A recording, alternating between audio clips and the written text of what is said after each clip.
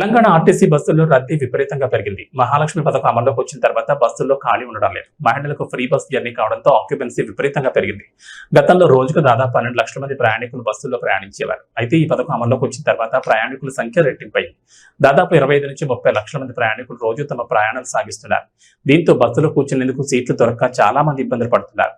ఈ నేపథ్యంలో తెలంగాణ ఆర్టీసీ యాజమాన్యం కీలక నిర్ణయం తీసుకుంది. రద్దీకి అనుగుణంగా కొత్త బస్సులు నడిపేందుకు రెడీ అయింది. ఇప్పటికే హైదరాబాద్ నగరంలో కొత్త ఎలక్ట్రిక్ బస్సులు నడుస్తుండగా మరో 1000 కొత్త బస్సులను ఆర్డర్ చేసింది. ఈ బస్సులు దశల వారీగా వివిధ రోడ్లలో ప్రయాణికులకు అందుబాటులోకి రానున్నాయి. కొత్త ఎలక్ట్రిక్ బస్సులను 13 ఛార్జింగ్ స్టేషన్లను ముఖ్యమంత్రి రేవంత్ రెడ్డి త్వరలోనే ప్రారంభించనున్నట్లు ఆర్టీసీ వర్గాలు వెల్లడించాయి.